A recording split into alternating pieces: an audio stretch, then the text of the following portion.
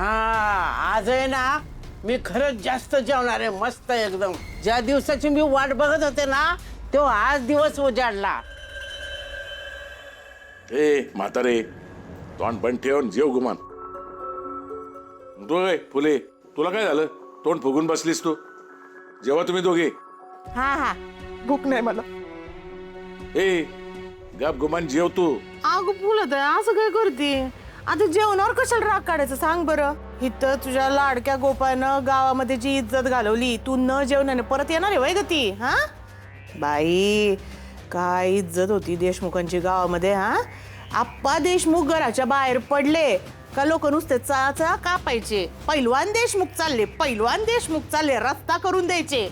आणि आता हे घराच्या बाहेर पडल्यानंतर घाबरतील का लोक? काय म्हणतील? हा तो चालला खुन्याचा बाप.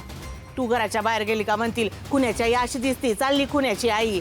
सांगती मला ती. हा बाई, त्यो जामकर यांची चौकशी करतो, सारखा पान उतारा करतो. कुणामुळे ग? तुझ्या गोपाळमुळे. जे काही सगळं करतो ना त्याच्यामुळे. ती लाली ती तिकडं अशी. हा कुणाचा हात धरून पळून गेली काय माहिती. काय चाललं होतं नवरा बायकोचं? इथं काय करतोय देशमुखांचा थोरला पोरगा? गुन्हेगारांना पकडतोय, पोलिसात हाई साहेब हाई. आणि देशमुखांचा धाकटा मुलगा काय करतोय? गुन्हे करत फिरतोय गावात. मी बोलणार, देशमुखांची इज्जत गेली म्हणजे गेली. हा रंजय, काय बी काय बोलतेस ग तू? हे अशा कठीण काळामध्ये एकमेकांची साथ द्यायचं सोडून तू नको ते ओरकाय लागलीस. मी ओरकायला लागली? हाय का? पाहिलं का कांगावात त्या? आणि आज कठीण काळ दिसतोय वय ग तुला? इथं काही कारण नसताना माझ्या लेकराला गुरासारखे पडवतात हे, तेव्हा तुला कठीण काळ वाटत नाही आमच्यासाठी? कठीण काळ आमच्यासाठी तुला काय ग सगळं सुखासुखी पाहिजे का? सांगते मला ते. मी तर बोलणार, देशमुखांची इज्जत गेली म्हणजे गेली, इज्जत गेली. का बरं देशमुखांची इज्जत जाईल? मुळदा मुळात आमच्या घरातला नाहीच आहे. आणि सगळ्या गावाला सांगा त्याचा आमचा काही संबंध नाही म्हणून. हा सांगा.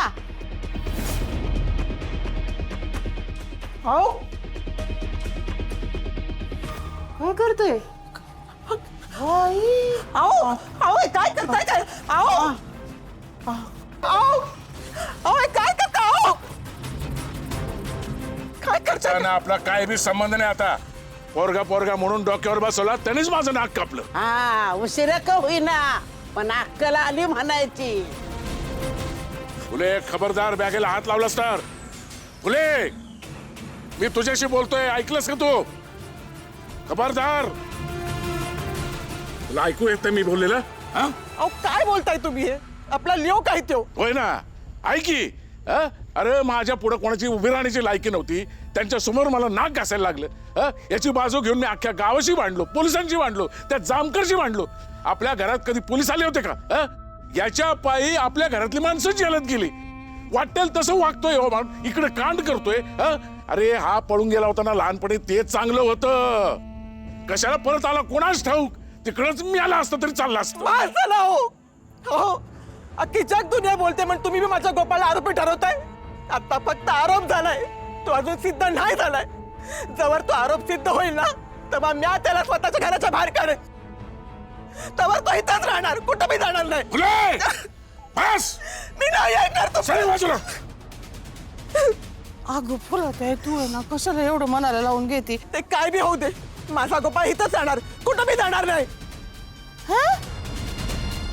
भाई हाय का आता एकेकाची रीतच न्यारी. कवा अक्कलेची फुलतायला काय माहित. फुलताय काल रात्रभर त्रास दिला काही नाही? नाही काय दिला. जेवला? जेवला की दाबून खाल्ले. बरं जातो, नाईटला यायचंय परत तुला. चालतंय, येतो.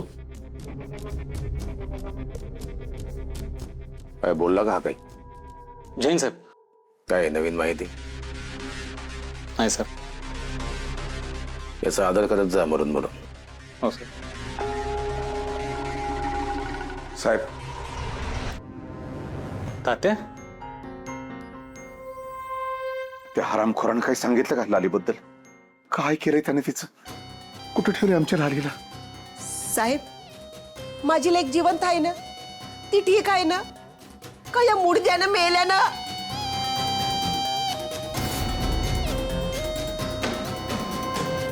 साहेब, साहेब तिच्या जीवाचं काही बरं वाईट तर झालं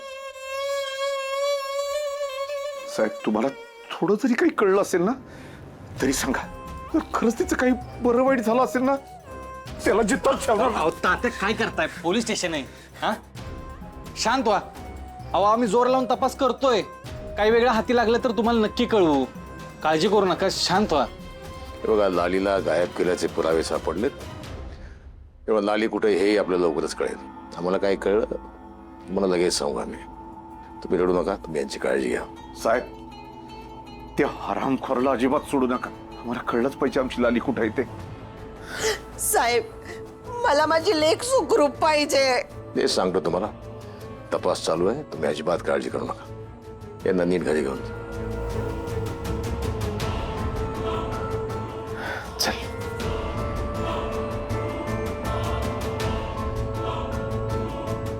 याचं काय चला याची सेवा करू आपण थोडा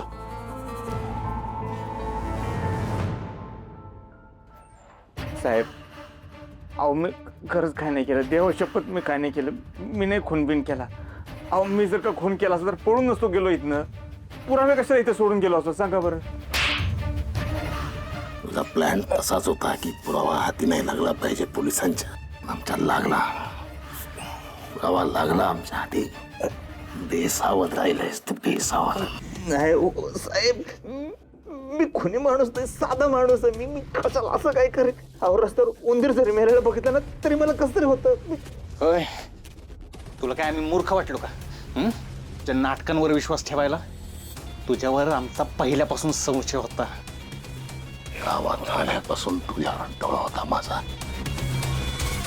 पण पुरावा काही हाती लागत नव्हता आता लागलाय पुरावा हाती तुझ्याकडून ते कसा कबूल करून घ्यायचा हा प्रश्न तुला नीट विचारलंय पण तुला ती भाषा कळत नाही तर बघ साहेब काय नाही केलं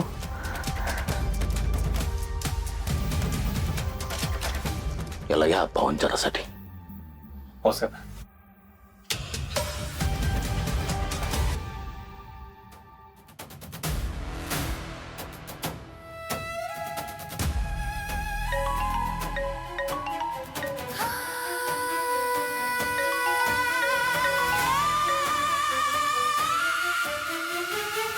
हां बोललो की लालिताई तुमचं आई वडील आलं होतं पोलीस स्टेशनला तुमच्या काळजीने दोघं लय रडत होती नाही चौकशीत गोपाळनं काय सांगितलं का सारखं विचारत होते त्यांना बी असं वाटतं की तुमच्या बाबतीत काहीतरी वाईट वांगाळ घडली नाही त्यांच्या हाल बघवत नव्हते मला समजतंय मला लेक आहे अरे मी त्यांची